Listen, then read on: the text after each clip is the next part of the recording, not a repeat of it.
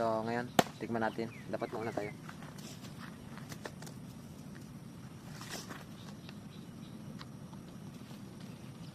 Manamis-namis siya. Then, para kang nagkakain ng sponge.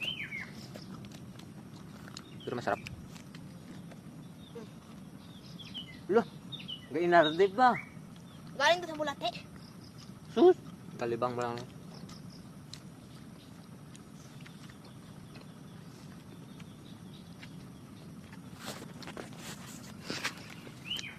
Go na. Paano masarapan magkain ng magbano? What? Siyang galayan. Bangirit aso ha. Nga. Fresh Ay na muna fresh. magulat.